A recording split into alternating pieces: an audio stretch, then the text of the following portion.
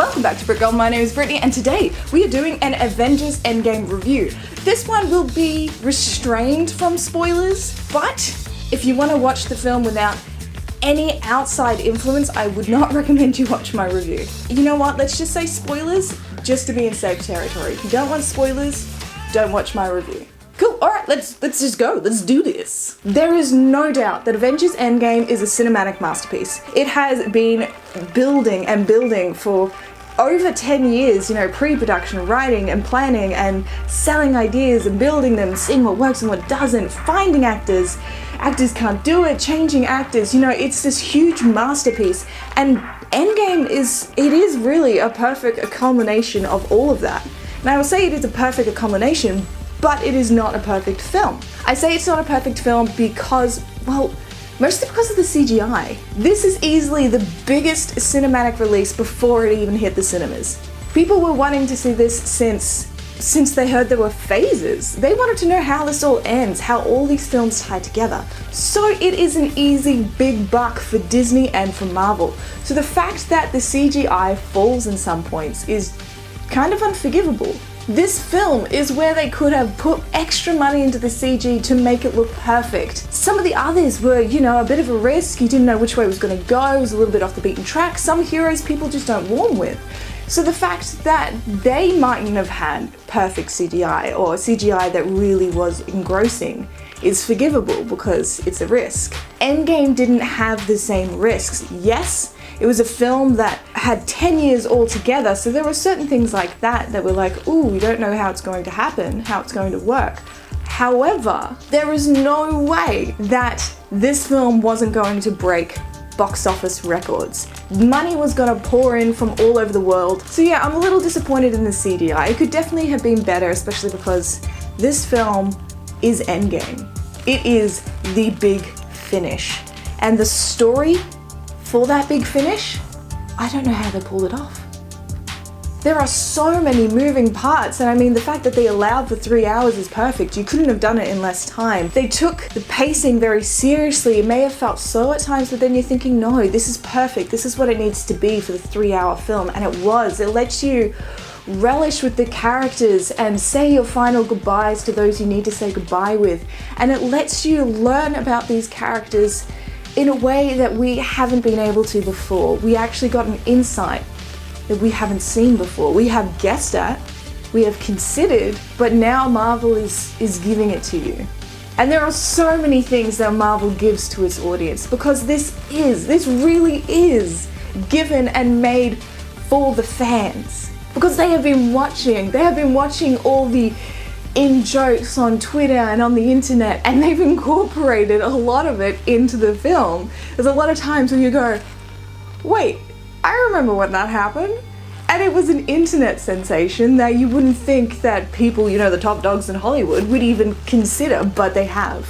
And that's why it's so remarkable that they have this serious compilation of films, I mean business compilation of films that come to this groundbreaking cinematic masterpiece. The characters themselves are remarkable. The actors have had multiple years to perfect these roles, and they have done that. Even the ones we've only seen in 1 or 2 films, they're back, they're there, and they fit like a glove, like a perfect glove. There are only 2 characters, and I will get a backlash for this, but that's okay. We all have different likes and tastes. There are only 2 characters that I kind of disconnected with, and that was actually Thor and the Hulk. I've never really been a fan of the Hulk, so that's no real surprise to me.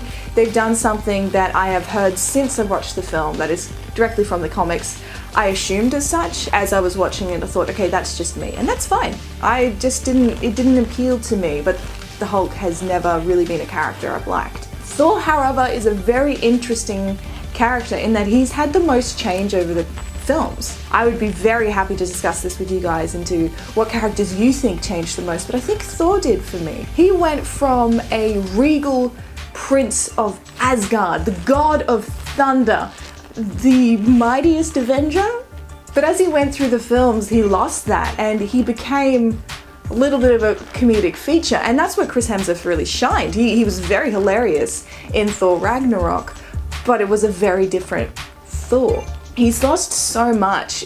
He's a king who he feels he has let down his people. He's lost more than half of his population, and the weight of which is terrible. It's terrifying. And you really do see him spiral out of control and what it comes to. What it comes to, however, which I won't go into too much detail, but I didn't click with.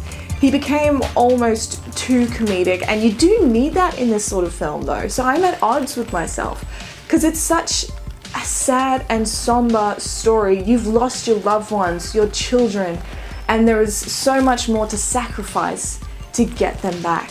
But for Thor, yes, you needed the comedic release, but he's lost his regal nature, and I feel that Thor Ragnarok, he was still regal. He still had some sort of pride. I feel like that's missing in this, and I understand that they have gone down this route. I understand why, but for me, it disconnected. Movie review aside, there is a lot to actually dissect about Thor. His self-worth is on whether or not he can pick up a weapon. There is magic involved, I understand that. It's all about, you know, who he is as a man and who a person is and whether or not they can pick up the hammer. But to dedicate your whole self-worth to an object is heartbreaking. And I think we are finally seeing Thor detach himself from that, and that is remarkable.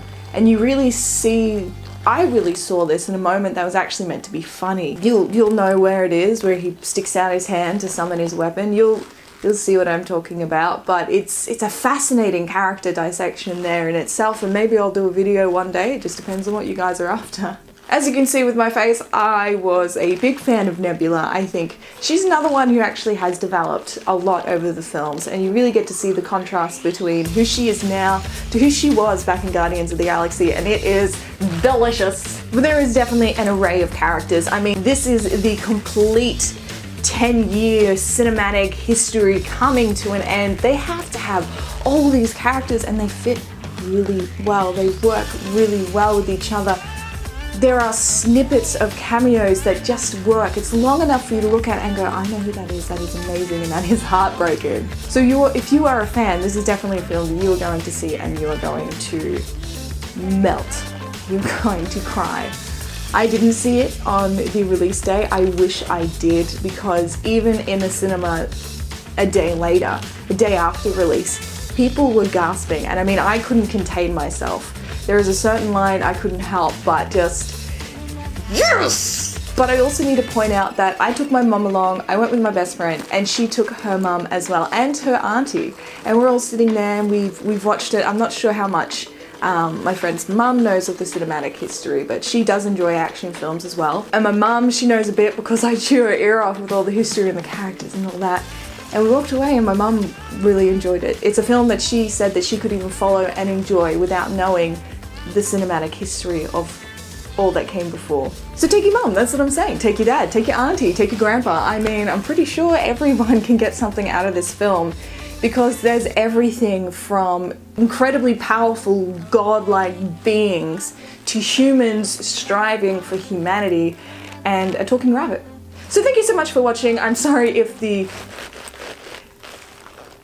leather jacket was a bit noisy. I mean, I probably won't do that again. I really appreciate everyone who's come aboard as well since the Joker trailer reaction. I just did not pick that.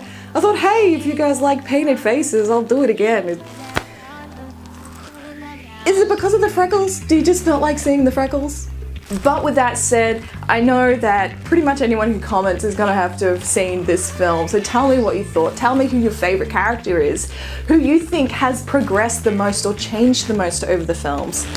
I haven't looked at some of the bigger characters of this movie, and I think if I did, I will break down crying, so let's not do that. Again, thank you for coming aboard, all you newcomers. Thank you for sticking around, everyone who's been there since the beginning. But as always, thank you so much for watching. My name is Brittany, and you have been watching Brit Girl as Nebula.